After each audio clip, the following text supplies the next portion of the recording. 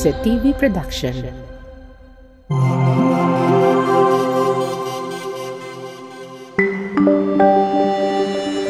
Your only island TV channel.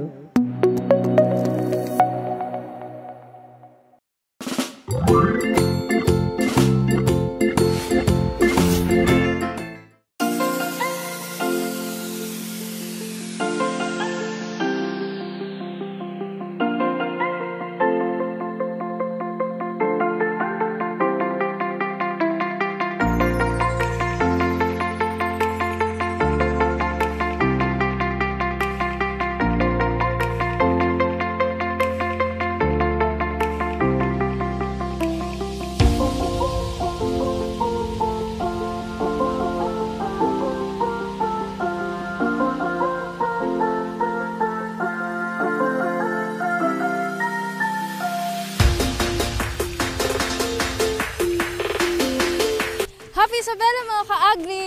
So andito na naman po tayo sa extension area ng City Agriculture Office. So I am Lucy Lim. Ako po si Sim Labastida From City Agriculture Office. So ngayon po mga ka-agri ay magtutour po tayo ngayon sa ating... Ano po tawag dito, sir? Ito po ang tawag na plots, mga plots ng tinaniman ng mga gulay with plastic mulch. So ayun! Parang inadapt na talaga ng City Agriculture Office. Consistent, no? Kasi makikita nyo sa lahat ng plots dito is may mulch. Parang inadapt na talaga nila yung technology ng mulching. Ecological agriculture. Wow! So ayun, Sir Sim. Ilang plots po ba meron dito, Sir Sim? Bawat crops dito may 8 plots or 9 plots bawat crops. So ilang crops po meron dito, Sir Sim? May red squash, eggplant, bell pepper, tomato, string beans. Ayan lang po ang crops natin dito na planted na sila dito sa plots with plastic mulch. So ayun. Ano po ba yung land size area nito, Sir Sim? Malapit ito ng half hectare yung ginagamit namin. For seed production yun, sabi nila. Ay, yung purpose niyan is for seed production. So ayun. Mga ka-agri, mag-tour po tayo kung ano yung merong mga crops pa andito sa field ng extension area ng ating City Agriculture Office. So mga ka-agri, andito po tayo sa plots ng mga kalabasa. Ayan, Sir Sim, ano po bang variety itong kalabasa na nakatanim dito, Sir Sim? Itong variety sa kalabasa natin na tinatawag nilang Sophia. Mayroon tayong 9 plots yung variety natin Sophia. So Sir Sim, ano po ba yung ginagawa nilang cultural management dito sa mga kalabasa, Sir Sim? Okay, ang cultural management dito isa ang pag-maintain ng crops natin, halimbawa sa watering and then organic fertilizer application. Ilang beses po sa isang araw kayong nag-water po, Sir Sim? Depende sa plants natin kung malambot o ang lupa may moist pa, hindi sila watering kasi may testing na magti-testing sila sa lupa kung malambot pa ba ang lupa. Kung hindi na, so that's the time mag-conduct sila ng watering. So yung ginagawa po nila is hand touch doon mismo sa lupa? Hand touch. Okay, sige. Yung pruning po ba, Sir Sim? Ginagawa po ba dito, Sir Sim? Opo, nagpo-pruning sila. Kung halimbawa, sabi ko sa kanila, nagsisharing kami, may 1 meter, nagko-crawl yung kalabasa natin 1 meter, so that's the time na i-prune natin. Bakit man? Pagka magkaroon siya ng maraming branches, kasi nandyan sa branches ang mga bunga niya. Hindi sa isang shoot lang nagro-crawl siya. Walang maraming ma-produce na bunga. Kasi through my experience and my observation, nandoon talaga sa mga branches niya magbubunga ang mga kalabasa. Ayun. So mga ka-agri, no, itong mga experienced person, sila talaga yung parang source of knowledge natin. Kasi walang tatalo sa taong maraming kwento na naka-experience na ng farming. So ayun. So Sir Sim, ano po ba yung ginagawa mostly dito, Sir Sim? Aside from pruning, water management, yung fertilizer application, Sir Sim, ano-ano po ba yung nilalagay dito, Sir Sim? Yung organic natin, yung chicken dung. Ayun. Bumili kami ng chicken dung sa ibang farm na may poultry. Doon sa Balagtasan, binili namin para ilagay lang namin as their supplement na nutrients sa pagkain ng crops natin, lalong-lalo na sa kalabasa. So ilang days po ba na para ma-harvest itong mga kalabasa natin? Or ilang weeks, months? Sige, 46 to 50 days makaka-harvest na tayo sa ating kalabasa. So ayun mga ka-agri, no, may kaalaman na tayo dito sa ating mga kalabasa. So next na naman po tayo, Sir Sim. Saan po tayo? Watermelon. So, doon tayo sa watermelon na sabay-sabay ito na tinanim nila last July 11.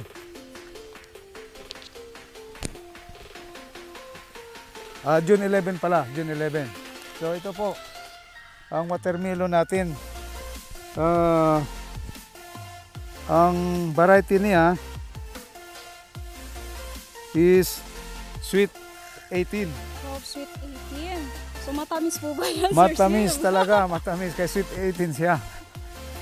Sana all sweet. So ayun, Sir Sim, no, ano po ba yung mga requirements ng ating watermelon? So, ang requirements niya, lalong-lalo na sa watering, hindi masyado natin palaging i-water natin yung watermelon natin kasi madali siya, kung halimbawa may bunga na siya, madali siya malalanta. So, kung nakita ninyo, bakit may open space dito sa kabila? So, dito, crawling yung mga vines natin na watermelon, dito sila sa gitna, i-train natin yung vines niya papuntang dito sa gitna. So dito sila mag-produce ng bunga. Ayun. Kasi yung isa doon, pathway yan, baka maapakan pa natin yung mga bunga nila. So bago lang po ba tong watermelon or nakatanim na po kayo ng watermelon before dito, Sir Sim? So nakatanim na kami, ilang beses na. So ano po yung mga common challenges na nakita nyo po or na-experience dito sa mga watermelon natin, sir? Yung mga pests or diseases, ano po yung mga common dito, Sir Sim? So karamihan sa watermelon natin, yung squash beetle. Pareho din sa red squash. Number 1 yan ang kalaban ng watermelon, yung squash beetle. So, last year, nagtanim kami dito na rainy season, May, June. So, nasira ang tanim, yung bunga, lalong-lalo ng bunga. Magkakakrak siya, sobrang tubig, lalo-lalo na sa ulan. So Sir Sim, ano po ba ginagawa ng ating mga beetle sa ating mga halaman? So, mag-control kami dito through organic pesticide. Isa yun sa organic pesticide, ano-ano ang mga material. So, ginagamit namin yung native hot chili. Yung native natin, yung maliliit. And then, combination with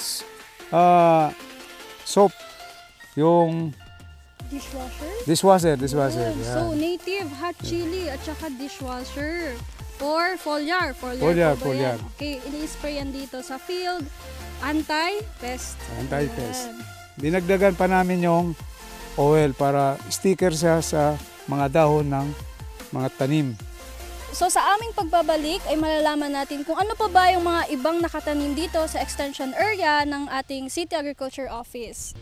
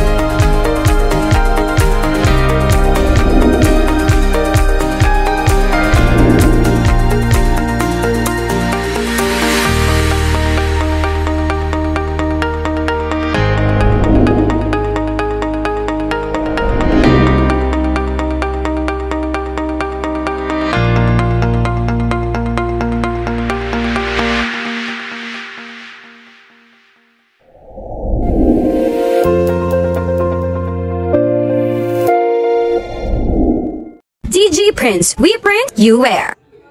We offer customized uniform, PE uniform, teacher's uniform, full sublimation, sports jersey, polo shirts, t-shirts, DG Prints, we print, you wear. We are located at San Rafael Barangay, Isabela City, Basilan. Call us at 0966-3259-481. Ako si Lira, isang high school graduate at incoming senior high school student. At dito magsisimula ang aking pangarap. Anak, wala tayong pangmatrikula. Pero Papa, worry no more. So Corban, no enrollment fees required. Free tuition, free school uniform, free school supplies, and free tested training. Our spiritual growth, borderless teamwork, honesty and trustworthiness, optimism, nurturing and caring culture, innovation and competence will take you further. We offer senior high school academic tracks, accountancy, business and management, humanities and social sciences.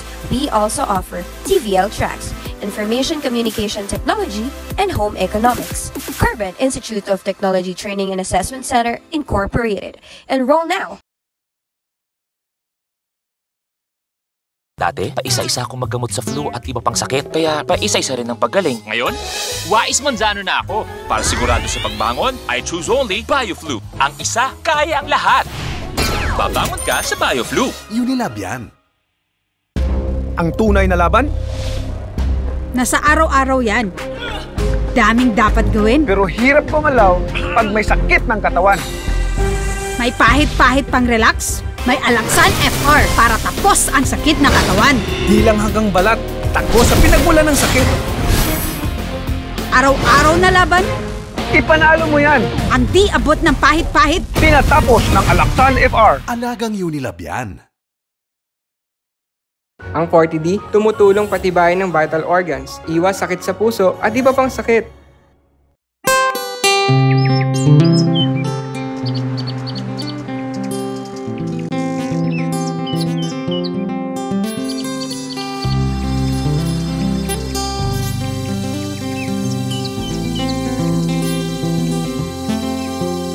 Pagmasdan mo ang mga sinag ng araw, ang pag-asa'y dito iyong matatanaw. Sakay sa sakayan na puno ng pangarap, anumang alon ay nalalampasan.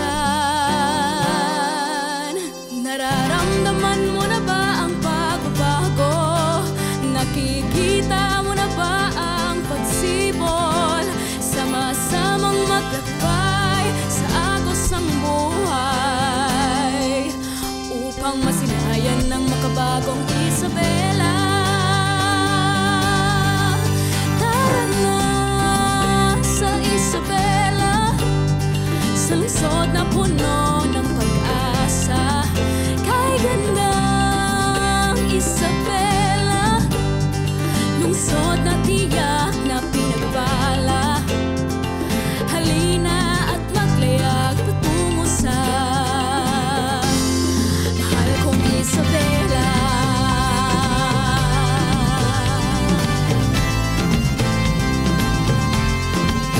Sa pagising sa umaga ay natatanda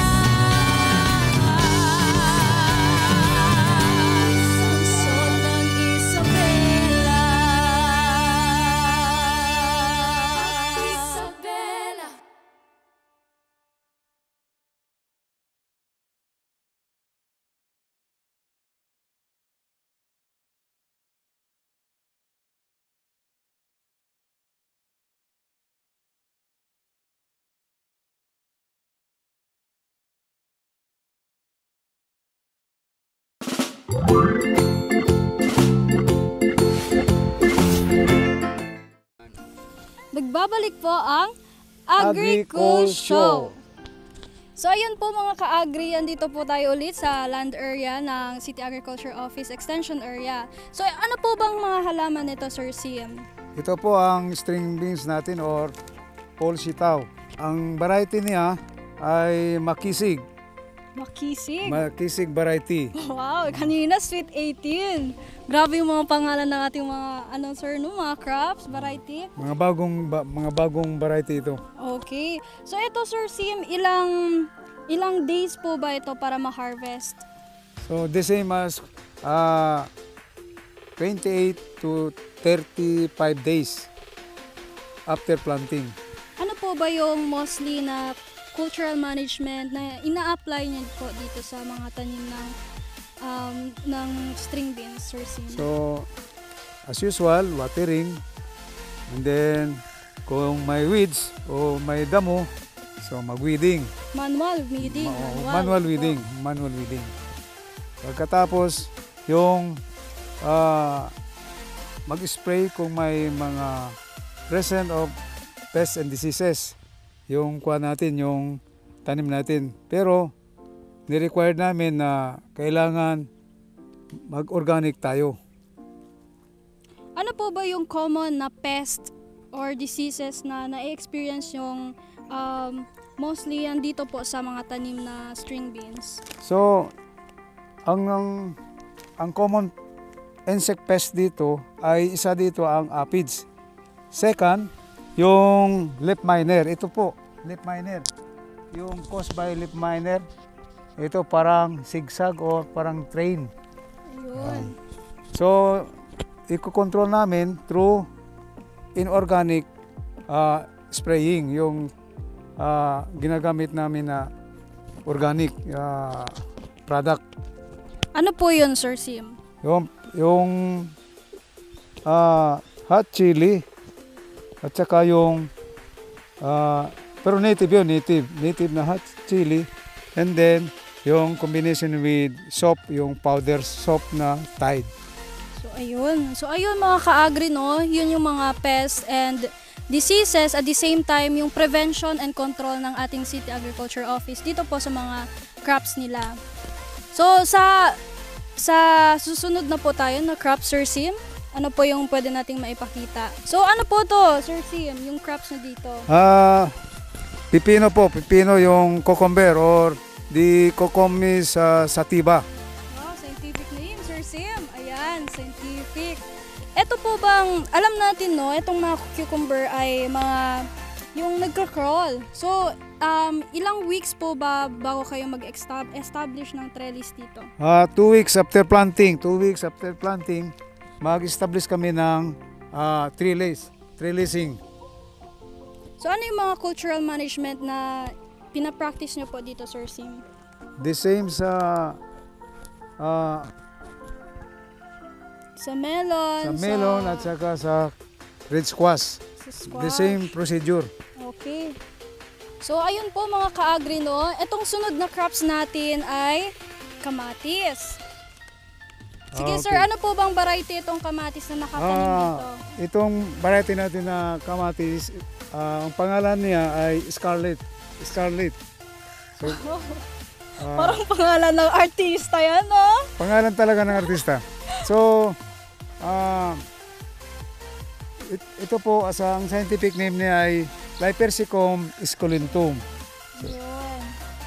So, ano po ba yung mga, di ba yung kamatis, Sir, is medyo critical to siya sa pagtatanim, di ba, Sir? Ano po ba yung mga cultural management na pinapractice dito sa ating mga kamatis? So, the same watering. Hindi palagi mag-water tayo sa kamatis kasi as we know all that itong kamatis ay pang dry season. So, ang kalaban natin naman dito sa mga peste o insekto ay ang fungus, yung mag-spray kami ng fungicide. So, kasi ang kalaban talaga, first kalaban natin is fungus.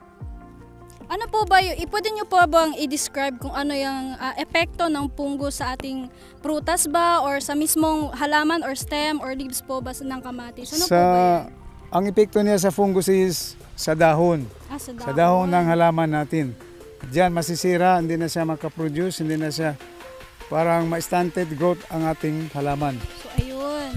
So, makikita po natin no Sir Sim, may mga trellis, established trellis na po tayo ngayon dito. So, ilang weeks po ba yan yung established na trellis? 3 weeks after planting, so mag-flowering stage na siya, so magkakandak tayo ng trellising. So, ayun. So, yun po mga ka-agri, may kaalaman na po tayo tungkol sa kamatis.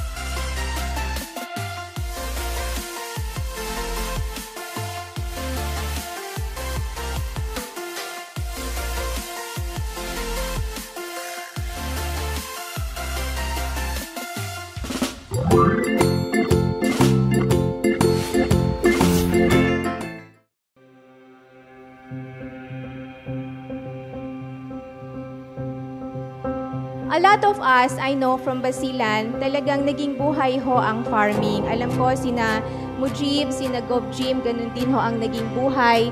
Kaya lang, ang isa hong malaking challenge sa atin, lalo na ho nung nagkukulisap, tapos eto ngayon yung rubber infestation.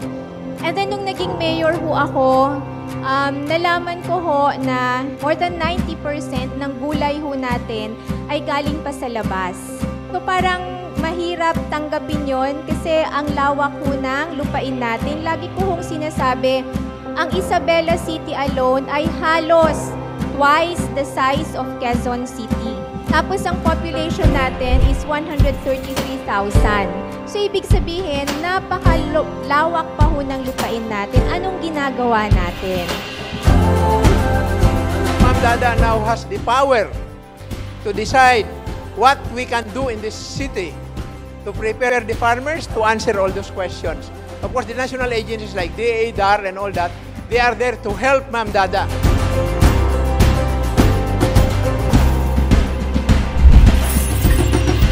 Mga katulad namin, and I am sure Sir Kando, Sir Bimbo, si Mayor, Gov, Vice Mayor will agree with me when I say, mga katulad namin, we're nothing compared to agriculturists, compared to farmers. Because lahat ng policy, lahat ng legislation, mga batas na magagawa namin, if we don't do it, kahit pa paano we will survive, we will continue. Pero kung lahat ng farmers ay nag-decide, alam mo mag-day off tayo, naku magugutom tayong lahat. Walang silbi ang anumang legislation, ang anumang batas, kung ang pinaka-basic na pagkain ay hindi nating maayos at wala tayong pagkain.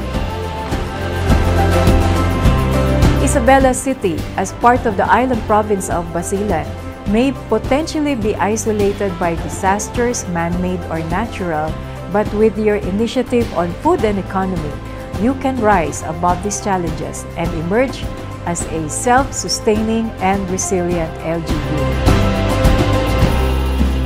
19 days, nagkaroon ng Zamboanga seeds. Halos walang makain ang taga-Basilan at that time. Bakit? Dependent po tayo sa pagkain galing sa labas. Na samantala, mayaman ang Basilan, samantala malaki po yung lupain ng Basilan. Provincial government ng Basilan, kagaya na sinabi ko sa inyo kanina, una-una yung support from the very start. Alam ko ang economic base ng Basilan po, nasa 65% ay agriculture. Wala pong ibang industry. Agriculture po ang economic base ng Basilan, kaya hindi pwede ibang intervention. Dapat ang priorities natin ay agriculture.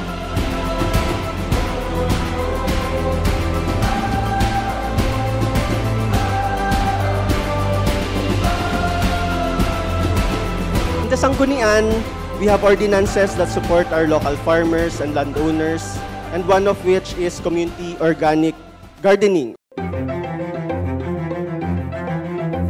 It's my first time here in Basilan, and I see a lot of potentials. No? Number one, food security. You're in an island. You're in a very unique position to support yourself and support others. So if you will be able to produce the food that you need and turn it into a business and support others that will need it, it will definitely push Basilan forward. Kasi ang pinakamalaki ngayon nating gastos would be, di ba, logistics, transportation. The gas is grabe, pataas ng presyo. So kung mapoproduce yung pagkain sa loob, mawawala yung logistics. Mawawala yung presyo na galing sa labas papasok at babayaran natin yung cost of production and cost of transport from one place to another.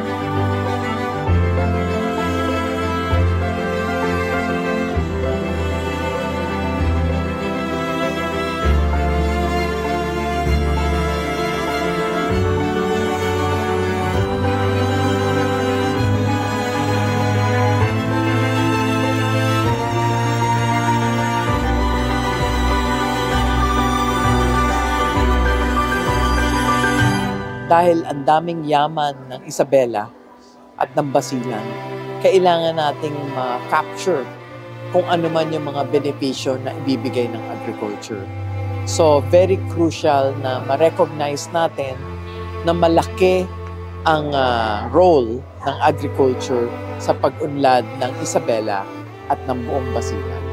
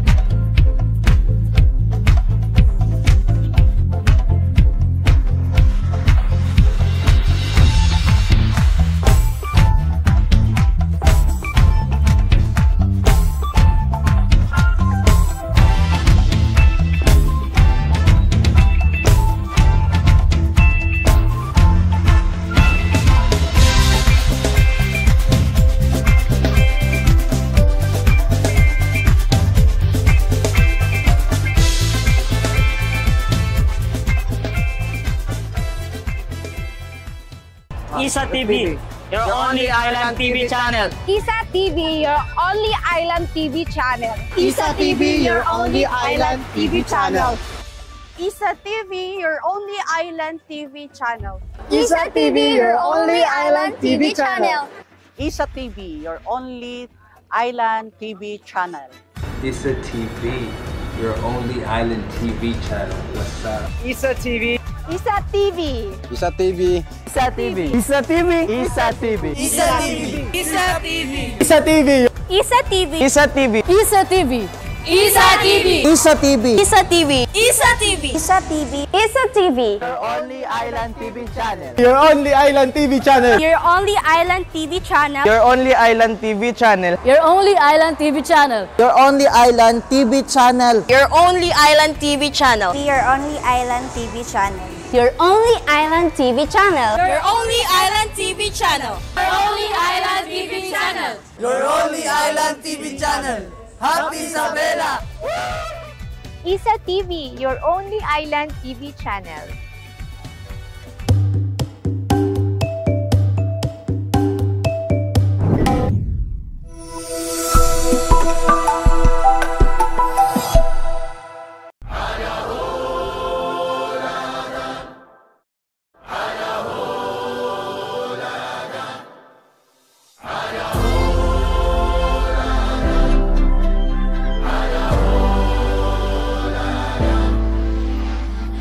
Today, we mark an exceptional day in our calendar as we celebrate the tireless journey of our reading beneficiaries and their mentors as well.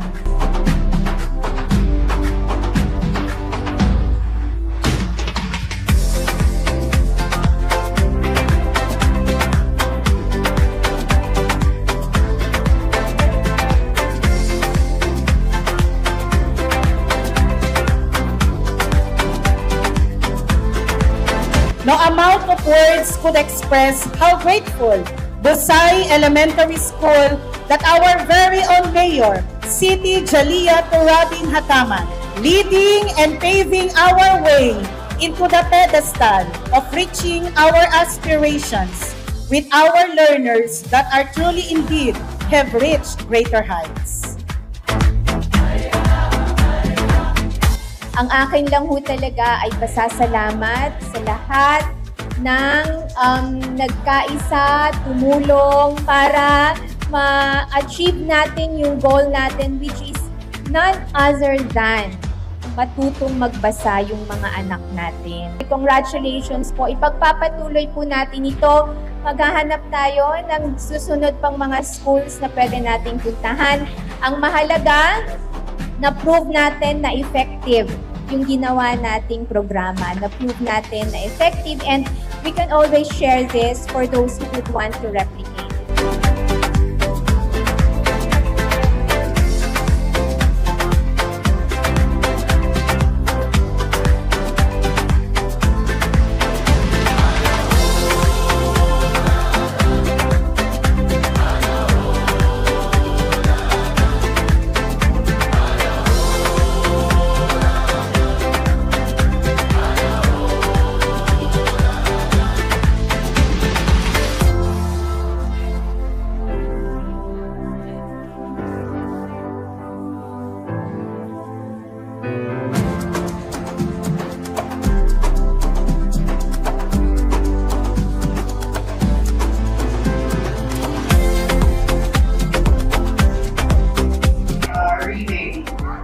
Is a way to open up doors for someone.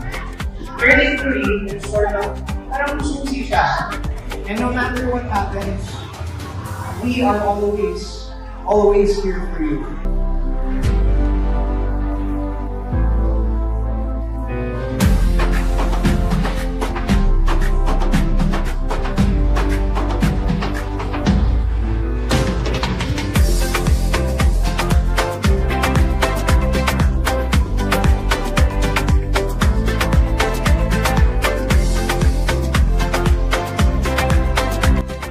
Once there were two siblings, Isa and Bella. Every day they would bring their books and read all day. Napatunayan po natin yung magagawa natin pag synergy tayo. No, pag nagtutulungan at pagbayanihan ang ginagawa natin. Naniniwala po tayo na kaya natin ito ginagawa dahil ang kabataan ay ang pag-asa ng bayan. Kahit na struggling readers, hindi natin sila dapat iwan, bagkus dapat natin silang tulungan. And this is the perfect epitome of that. As we continue to journey into the realm of enhancing the reading capacity of our learners, we truly indeed have high hopes that definitely will be able to combat if all of us here, all of us gathered here, will share and will care, will give a helping hand and a big heart to pursue dreams into a reality. Ako ay Batang Happy Isabela. Love ko ang magbasa.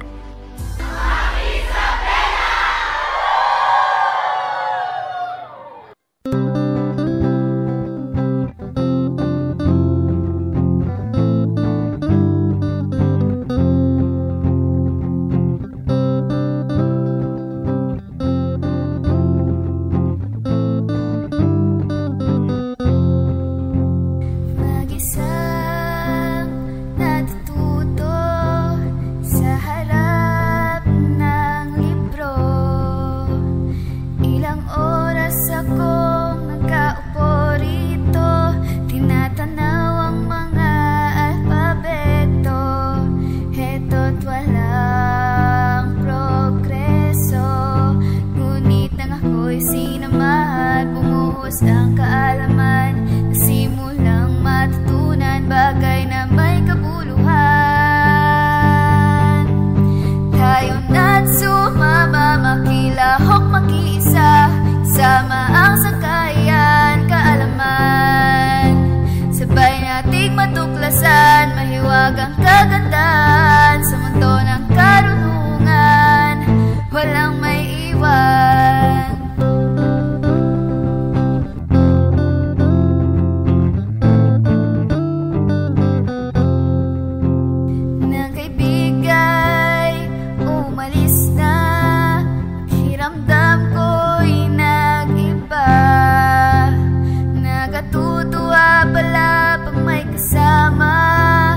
Ang pagbabasa'y hanap ko na, dahil nung ako'y sinamahan, bumuhos ang kaalaman na simulang matutunan, bagay na may kabuluhan. Tayo na't sumama, makilahok, mag-iisa, sama ang sangkayan, kaalaman. Sabay nating matuklasan, mahiwagang kagandahan sa mundo ng karunungan, walang may iwan. Kasabay sa pagdilat, ako ay namulat sa itang mahirap, di ko na magilap. Tayo na't sumama, makilahok, mag-iisa, sama ang sangkayan, kaalaman. Sabay nating matuklasan, mahiwagang kagandahan sa mundo ng karunungan, walang may iwan.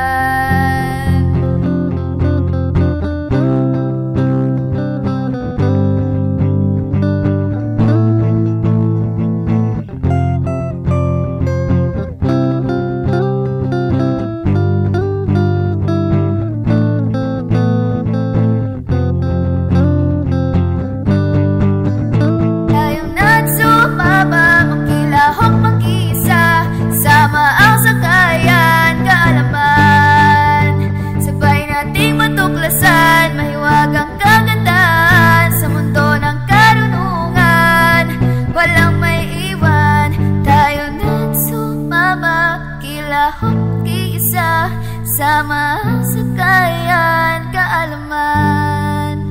Buksan nating mga mata, sumama at matuto na, kasama sa kayan, kaalaman. Happy Isabela, sa kayan, kaalaman, with Mobile Library! Woo!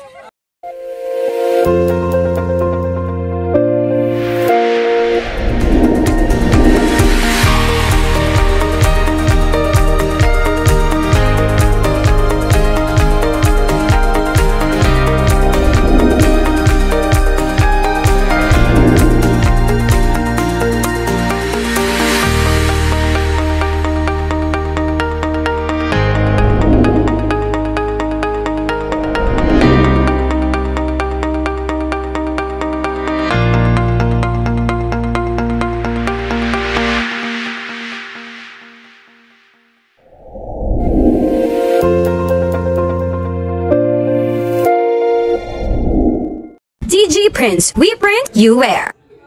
We offer customized uniform, PE uniform, teacher's uniform, full sublimation, sports jersey, polo shirts, t-shirts, DG Prints, we print, you wear. We are located at San Rafael Barangay, Isabela City, Basilan. Call us at 0966-3259-481. Dati, paisa-isa akong maggamot sa flu at iba pang sakit, kaya paisa-isa rin ang paggaling. Ngayon, wais manzano na ako. Para sigurado sa pagbangon, I choose only BioFlu. Ang isa, kaya ang lahat.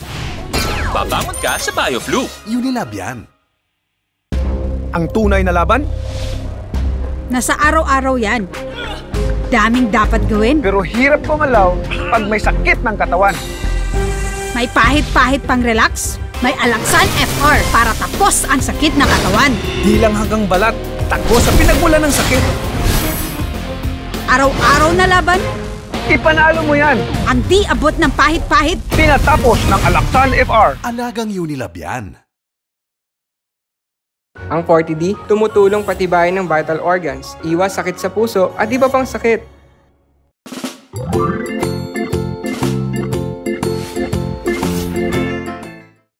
Next up po, andito po tayo sa talong. Sa maraming talong. So yung mga maraming may gusto ng mga mahilig sa tortang talong, mga fried talong, mga ganun po, Sir Sim, no? Adobong talong. Ayun. So, Sir Sim, ano pong masasabi nyo dito sa mga talong natin, no? So, ito po, ang talong natin ay ang variety na is Calixto, ang variety ng ating talong. So, mayroon tayong 6 na plots with plastic mulching. So, ito po, natanim ito na sa last June 11. Kung na-observe ninyo, nag-flowering stage na siya. So, the same, kung magpropota ito, mag-bear fruit siya, 46 to 50 days. May bunga na siya. So, may tortang talong na tayo, may adobong talong na tayo, o may yung talong na sinigang. Yun. Okay. So, Sir Sim, ano po ba yung mga cultural management na ginagawa niyo po dito? So, isa dito, watering, then magkakandak ng pruning, then spraying, pero with organic. So yung sinasabi nyo po na organic foliar pesticides, yung may sili at saka dishwasher, no? Lahat po ba yan ng crops is yun yung approach nyo ng control prevention ng mga pests, Sir Sim? Opo. Ay kasi dito sa area na ito, less ang mga peste natin dito. Kasi before, ito ang area ng layer eggs na sa panahon ni late Mayor Biel. Nagkaroon ito layer house pang itlog ng sa manok. Ayun, opo. So ito po bang mga bunga nila na Sir Sim? If lahat ito nakabunga na, tapos harvest time nyo na, saan po ba binababa itong mga na-harvest nyo na gulay, Sir Sim? So sa ngayon, itong project na ito for seeds production, in the purpose to ibigay sa mga farmers natin na walang mga vegetable seeds. Kasi nakita namin na mahal na ngayon ang natin, mga vegetable seeds, kasi nakaisip-isip kami na kailangan tayong magkaroon ng may area tayo sa seeds production para hindi natin palaging magbili ng seeds, vegetable seeds. So ayun mga ka-agri, no? Parang ina-adapt din ng City Agri Office ang seed technology, kumbaga. So ayun po mga ka-agri, no? Ang dami na nating napag-usapan na crop. So ito na po talaga yung last stop natin. So Sir Sim, ano po ba yung last stop crop natin? Mayroon tayo dito bell pepper. So ang variety ito ay tinatawag nila Vulcan. Vulcan variety. Yung ano po ba yan? Pag kinain, grabe parang Vulcan sa bunganga, Sir Sim. Sigurado Vulcan yan sa bunganga. Sobrang anghang, no? Ayun. So Sir Sim, ano po ba, again, di ba pag agriculture tayo, napaka-importante yung cultural management kasi again, all different crops requires different requirements. So ayun, kaya tinatanong natin kung ano-ano yung mga requirements sa iba't ibang crops. So dito po Sir Sim, ano po ba yung cultural management and practices na ginagawa niyo po dito? So ito, iba siya ang sili natin. Kasi sili naman, hindi talaga masyado siyang gustong tubig. Ang karakteristik niya. So, number 2, kailangan palagi tayo dito sa area, i-check up natin, monitor natin kung may mga peste o insekto dito na nakapasok o nandyan na sa mga halaman natin. Kasi isa yan sa ating monitoring na kailangan hindi mapiktuhan yung mga halaman natin, especially yung mga insekto natin. Kung na-observe natin kanina, may mga leaf miner at saka yung may kaunti ng red squash beetle. So ilang plots po ba itong sili na natamnan nyo, Sir Sim? So, ang plots dito ay 5 plots, 5 plots na sili with plastic mulching. So sa 5 plots po no Sir Sim, ano yung expected harvest, kilo ng harvest na makukuha niya dito sa ating natamnan? More or less sa isang plot may 1/4 kilo, minsan 1/4 na naman. Depende sa sa kuha natin sa mga fruits na naglalabasan. Pero more or less yan 1/4 kilo sa isang plot. So, Sir Sim, napaka-importante ang cultural management kasi dyan talaga nakikita yung output, yung vegetable, yung kalidad, yung dami ng production. So, ayun nga po mga ka-agri, hindi lang yung aral na about skills, yung about knowledge dito sa pagtatanim, kundi nalaman din natin kung ano yung mga value sa farming. Yun nga sabi ni Sir Sim is kailangan ng pasensya, kasi kung wala kang pasensya, wala kang aanihin. So Sir Sim, any message sa ating mga ka-agri? So, mga ka-agri, ito po ang masasabi lang namin na dito sa Extension Farm of the City Agriculture Office na sana may natutunan kayo sa mga cultural management namin dito, especially sa mga tanim namin na iba't ibang mga tanim na makuha niyo sa amin kahit kaunti lamang. So, ayun po mga ka-agri na andun na yung mga kaalaman natin, kaya magko-closing na po kami. Sa susunod na kabanata naman po or episode para sa ating agriculture show. Ako po si Lucy Lim. Ako po si Sir Sim. From City Agriculture Office.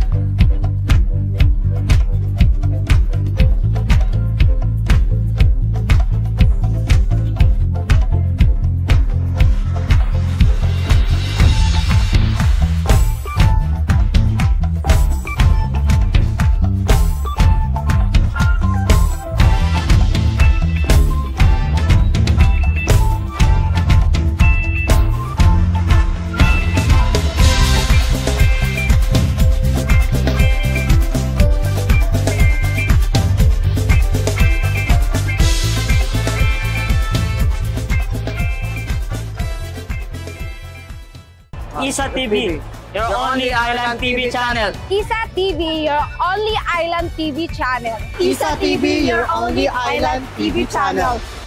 Isa TV, your only island TV channel. Isa TV, your only island TV channel. Isa TV, your only island TV channel. Isa TV, your only island TV channel. What's up? Isa TV. Isa TV. Isa TV. Isa TV. Isa TV. Isa TV. Isa TV. Isa TV. Isa TV. Isa TV. Isa TV. Isa TV. Isa TV. Isa TV. Isa TV. Isa TV. Isa TV. Isa TV. Your only island TV channel. Your only island TV channel. Your only island TV channel. Your only island TV channel. Your only island TV channel. Your only island TV channel. Your only island TV channel. Your only island TV channel. Your only island TV channel. Your only island TV channel. Your only island TV channel. Your only island TV channel. Happy Isabela!